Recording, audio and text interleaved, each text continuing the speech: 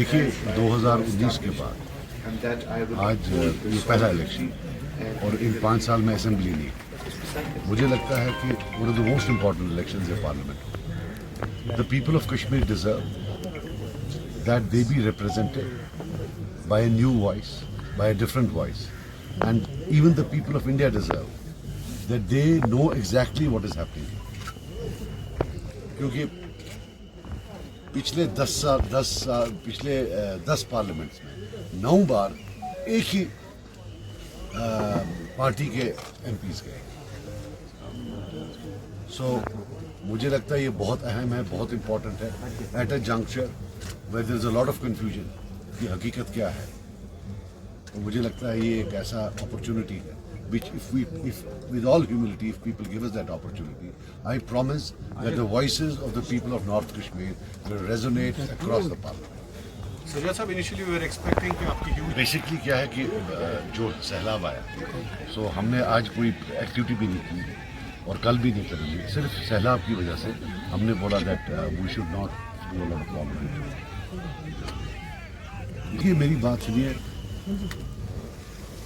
मैंने पर्सनली, मैं अपनी बात करूँ, मैं पार्लियामेंट इलेक्शन में पर्सनली मैंने वो सब चीज़ देखी है जो 99% कश्मीरियों ने देखी। मैंने टॉर्चर देखा है 3rd डिग्री, फर्स्ट या सेकंड डिग्री। मैंने जेल देखा है 3rd डिग्री, वो वाला जेल नहीं, हरी निवास वाला जेल। I was not in a palace, I was in a dungeon, I was in a cell. मैं कहते तन्हाई में रहा हूँ, मैं ब्लाइंड फोल्डेड रहा हूँ 7 दिन, मेरे हाथ बंधे रहे, मैं उल्टा लटकाया गया हूँ। ये चीज़ें 70-80% कश्मीरी ने देखी। फिर दूसरे वो लोग थे जो महलों में बैठकर ऑर्डर निकाल रहे थे कि बीएसए किसको लगाना है, फांसी किसको देनी है, जेल किसको करना है, टॉर्चर किसको करना है। कोई मुझे चैलेंज करे, मेरा रोल कभी इसमें नहीं। बाकी जो नेशनल कॉन्फ्रेंस है वो आके बताए कि उनने कोई बीएसए साइन किया, वो आके बताए कि उनके वक्त कोई फांसी नहीं लगी, वो आके बताएं कि उनने किसी को जेल नहीं डाला, वो आके बताएं कि उनके टाइम में टॉर्चर नहीं था। क्या वो माँ के पेट से नहीं जन्मे थे वो कश्मीरी जिनके जो उनके टाइम में मरे? आप unfortunately you don't get the statistics. 1996 से 2002 तक 7,000 सिविलियंस हैव डाइड। वो किस खाते में? 2008 जब उमर साहब थे, तब 2010 नहीं हुआ, तब ब्लाइंडिंग्स नहीं हुई, तब लोग नहीं मरे। किस खाते में? अब आकर आज बोलना कि भाई मैं अब कश्मीरियों का अब हम एक ही पार्टी है जो कश्मीरियों को एडवोकेसी करेगी। भाई look at it, your hands are filled with और splattered with the blood of Kashmiris. कत्ल आपने किए हैं, जेल आपने भेजे हैं, पोटा आपने किया है। ये जो ये पुलिस वेरिफिकेशन की मैं बात करता रहता हूँ, मेरे बगैर कोई और बात क्यों नहीं करता है?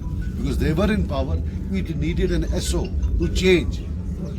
How is it possible that is the only state in India जहां अगर 500 के खानदान में, एक्सटेंडेड खानदान में एक आदमी गलती करे, 499 को पुलिस वेरिफिकेशन सर्टिफिकेट एडवर्स।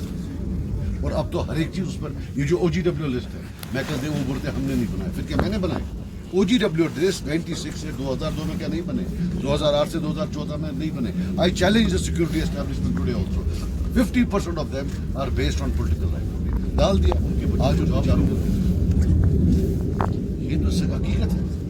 बताएं कहाँ? मैं आज सवेरे गया, मैं अपने फादर के कब्रिस्तान जहाँ वो दफन है, वो शहीद मरगुजार है, मैं वहाँ गया, मेरा एक रिश्ता है उसके साथ। I am among those who are downtrodden, जिन पर जुल्म हुआ। एक रियल चाहता हूँ, अगर मैं आपको 1000 रुपया दूँ और बोलूँ कि इसमें मीट का 1 किलो लाना, थोड़े केले लाना, तो पॉसिबल है। अब अगर मैं आपको 1000 रुपये में बोलूँ कि भाई दो कनाल जमीन मेरी लो बारामूला में, इज इट पॉसिबल? इस इलेक्शन में जो आइडेंटिटी की लड़ाई है वो हमने यहाँ लड़नी है। ये पार्लियामेंट में नहीं लड़ सकते हो आप, उसके लिए 350 MP चाहिए। और ये बोलते हैं कि साहब जब हम पावर में आए, ये लिखवा दे। मैं आज भी कहता हूँ, मैंने फॉर इंडिया अलायंस अनाउंस कर दे कि वो 370-35 से इंटरनल ऑटोनॉमी वापस लाएगी, चाहे उनका कोई MP आए ना आए। मैं कल जो है I will withdraw my form, but let them get India alliance to say 370-35A internal autonomy आपके पास है। तो इसके बावजूद सब ले गए। जब 3 MP रोक ना पाए 370 लेना, 35 से लेना, तो ला कैसे सकते हैं? ये मुझे आप बताएं। If they have the power to get it back, means then they had the power to stop. Does it mean that they did not stop when they wanted to stop it? Let them up. Problem ये है, हम तो उनसे बात करते नहीं है, बात आप करते हैं। आप ये सवाल पूछते नहीं है, वो तो मेरी गलती नहीं है। हम बोल रहे हैं development and dignity. Development means your normal development, right?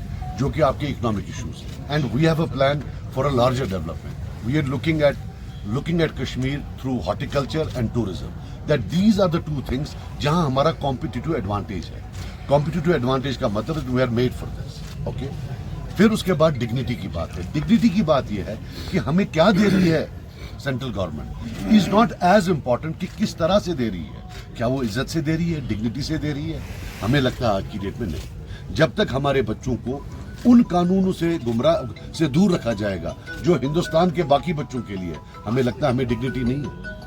अगर जो गुजरात के बच्चों के लिए कानून है, जो तमिलनाडु के बच्चों के लिए कानून है, वही हमारे बच्चों के लिए हो, तब हमें लगेगा that we are being treated with dignity. We are, आपने स्पेशल स्टेटस हमारा ले लिया, हमारी स्पेशल रिलेशनशिप ले ली, but we are not willing to be unequal Indians. We want to be equal Indians at par with the rest of the Indians across. Beg Sahab ने लड़ा था एसपीसी, तब भी प्रॉक्सी थे.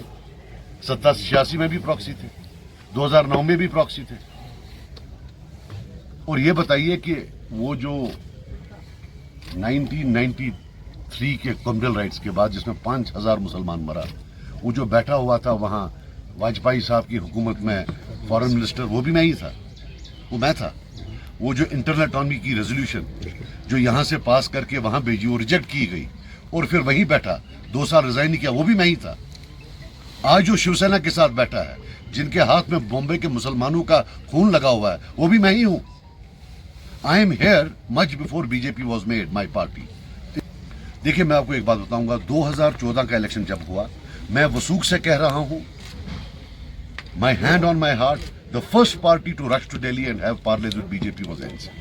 उमर अब्दुल्ला साहब ने खुद किया, फिर देवेंद्र राणा साहब को किया. और उसमें मैं फिर कह रहा हूं, चीफ मिनिस्टर जम्मू का था, डिप्टी चीफ मिनिस्टर कश्मीर का था, वो एनसी के थे. उसके 3 दिन बाद बीजेपी को रीथिंक हुआ that this might go against the mandate of the people, then they start with parleys with PDP.